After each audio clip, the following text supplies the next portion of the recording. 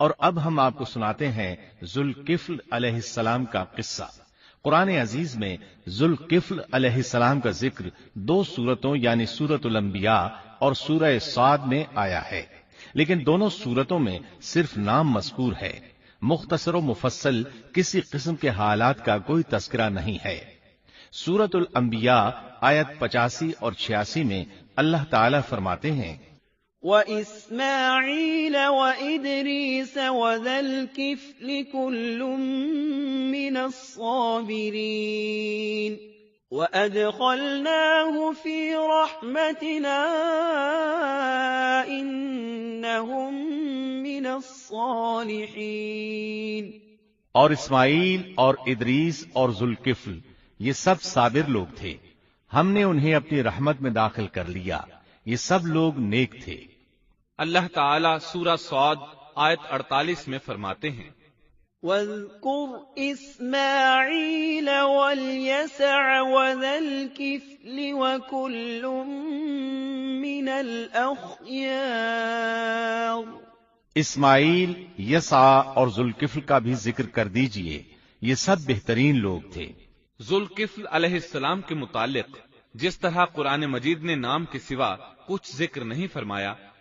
اسی طرح نبی اکرم صلی اللہ علیہ وسلم سے بھی ان کے متعلق کچھ منقول نہیں ہے، لہذا قرآن و حدیث کی روشنی میں اس سے زیادہ کچھ نہیں کہا جا سکتا کہ ذوالکفل علیہ السلام اللہ کے برگزیدہ نبی اور پیغمبر تھے اور کسی قوم کی ہدایت کے لیے مبعوث ہوئے تھے۔ قرآن و سنت میں اس سے زیادہ سکوت ہے۔ باقی رہا سیر و تواریخ میں ان کا ذکر، تو کافی تفتیش و جستجو کے بعد بھی ہمیں اس سلسلے میں ایسی ٹھوس معلومات نہیں مل سکی جن کے ذریعے سے ذوالکفل علیہ السلام کے حالات و واقعات پر مزید روشنی پڑ سکے۔ چنانچہ تورات بھی خاموش ہے اور اسلامی تاریخ بھی۔ البتہ ابن جریر رحمت اللہ علیہ نے مشہور مفسر تابعی مجاہد رحمت اللہ علیہ سے ان کے متعلق ایک قصہ نقل کیا ہے۔ اسی طرح امام ابن ابی حاتم نے اسی قصے کے قریب کچھ آثار عبداللہ بن عباس اور ابو موسیٰ اشعری رضی اللہ عنہم سے نقل فرمائے ہیں۔ یہ طویل روایات ہیں۔ ان میں ہے کہ ابن عباس اور ابو موسیٰ اشعری رضی اللہ عنہم فرماتے ہیں کہ ذوالکفل نبی نہیں تھے، بلکہ وہ ایک نیک اور صالح آدمی تھے، لیکن ایک تو یہ روایات سند کے اعتبار سے ضعیف ہیں، دوسرا یہ کہ ابن عباس اور ابو موسیٰ رضی اللہ عنہم جیسے جلیل القدر صحابہ اور مجاہد رحمت اللہ علیہ جیسے عظیم تابعی سے یہ ناممکن ہے کہ وہ ذوالکفل علیہ السلام کے متعلق یہ فرمائیں کہ وہ نبی نہیں بلکہ ایک نیک مرد تھے۔ شاہ عبد القادر رحمت اللہ علیہ کا موقف ہے کہ ذوالکفل ایوب علیہ السلام کے بیٹے تھے اور انہوں نے اللہ کی خاطر کسی آدمی کی ضمانت دی تھی جس کی پاداش میں ان کو کئی برس قید کی تکالیف برداشت کرنا پڑی۔ چنانچہ شاہ صاحب اپنی تفسیر موضح القرآن میں لکھتے ہیں کہ ذوالکفل ایوب علیہ السلام کے بیٹے تھے، ایک شخص کے ضامن ہو کر کئی برس قید رہے اور اللہ کی خاطر یہ مشقت سہی۔ موجودہ دور کے بعض مفسرین کا خیال ہے کہ ذوالکفل حزقیل علیہ السلام کا لقب ہے۔ ایک دوسرے مفسر کی عجیب و غریب رائے یہ ہے کہ ذوالکفل گوتم بدھ کا لقب ہے، کیونکہ اس کے دارالسلطنت کا نام کفل تھا، جس کا معرب کفل ہے، اور عربی میں ذو صاحب اور مالک کے لیے آتا ہے، اور صاحب مال کے لیے ذو مال اور مالک شہر کے لیے ذو بلد کے الفاظ کثرت سے استعمال ہوتے ہیں، لہذا یہاں بھی کفل کے مالک و بادشاہ کو ذوالکفل کہا گیا ہے۔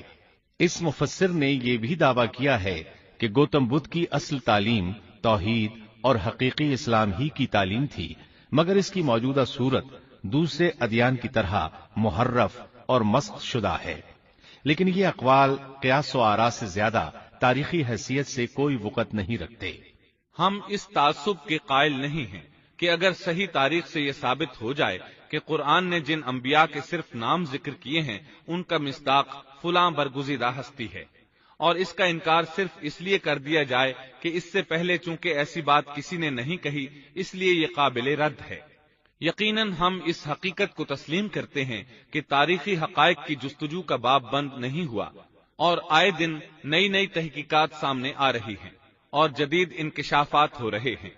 بلکہ ان کے ذریعے قرآن مجید اور احادیث رسول کے بیان کردہ واقعات کی تصدیق ہوتی چلی جا رہی ہے۔ ملحد و بے دین لوگ ان کا انکار اس لیے کرتے اور کرتے آ رہے ہیں کہ تاریخ اور فلسفہ ان کا ساتھ نہیں دیتے، لیکن اگر قرآن کریم کی بیان کردہ کسی ہستی کے متعلق مزید انکشافات روشنی میں آئیں تو ہمارے لیے انکار کا باعث نہیں بلکہ مخالفین پر مزید حجت اور دلیل ہیں۔ لیکن اس حقیقت کے اقرار کے باوجود اس سے یہ بھی لازم نہیں آتا کہ کسی واقعے کے متعلق کوئی شخص اگر محض اپنے وہم و گمان اور قیاس و انداز سے بے دلیل کوئی بات کر دے تو ضرور اس کو مان لیا جائے۔ چنانچہ ذوالکفل علیہ السلام کو گوتم بدھ قرار دینا ابھی تک اس سے زیادہ کوئی حیثیت نہیں رکھتا۔ ہمارے لیے دنیا کے مختلف گوشوں میں اللہ کے فرستادہ نبیوں پر ایمان لانے کے لیے قرآن کی وہ تینوں دفعات کافی ہیں جو دین اسلام کا امتیازی وصف ہیں۔ سورۃ الفاتر آیت 24 میں اللہ تعالیٰ فرماتے ہیں، وَإِن مِّنْ أُمَّةٍ إِلَّا خَلَا فِيهَا نَذِيرٌ، اور کوئی امت ایسی نہیں ہوئی جس میں کوئی ڈر سنانے والا نہ گزرا ہو۔ سورۃ المومن آیت 78 میں اللہ تعالیٰ فرماتے ہیں، مِّنْهُم مَّن قَصَصْنَا عَلَيْكَ وَمِنْهُم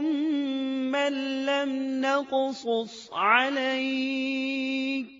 بعض انبیاء کے واقعات ہم آپ کو بیان کر چکے ہیں اور ان میں سے بعض کے قصے تو ہم نے آپ کو بیان ہی نہیں کیے۔ سورۃ البقرہ آیت 136 میں اللہ تعالیٰ فرماتے ہیں، لا نفرق بین احد من رسله، ہم رسولوں میں سے کسی کے درمیان فرق نہیں کرتے۔ اس لیے ایک مومن کا یہ عقیدہ ہونا چاہیے کہ ہم اللہ کے انبیاء میں سے کسی نبی کے درمیان کوئی فرق نہیں کرتے، یعنی تمام انبیاء پر ایمان لاتے ہیں۔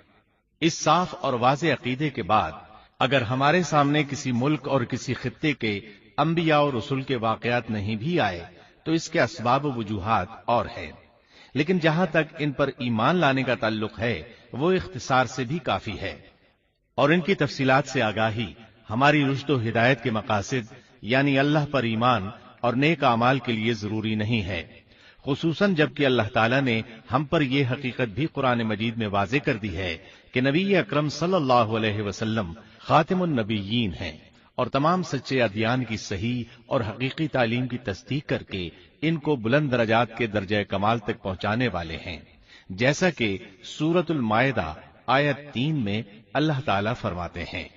اليوم اکملت لکم دینکم واتممت علیکم نعمتی ورضیت لکم الاسلام دینا، آج میں نے تمہارے لیے دین کو کامل کر دیا اور تم پر اپنا انعام بھرپور کر دیا اور تمہارے لیے اسلام کے دین ہونے پر رضامند ہو گیا۔ خلاصہ کلام یہ کہ ہمیں یہ تسلیم ہے کہ ہندوستان میں بھی اللہ کے سچے نبی اور پیغمبر مبعوث ہوئے، بلکہ سیرت نگاروں کی روایات کے مطابق ابو البشر آدم علیہ السلام اسی ہندوستان کے کسی گوشے میں اتارے گئے، لیکن جب تک قرآن و حدیث کی صراحت یا تاریخ کے صحیح دلائل و براہین سے یہ ثابت نہ ہو جائے کہ ذوالکفل گوتم بدھ کا لقب ہے، محض قیاس و آراء کی بنا پر ہم اس کو تسلیم نہیں کرتے، کیونکہ جس طرح کسی نبی کو نہ ماننا کفر کی راہ ہے، اسی طرح کسی غیر نبی کو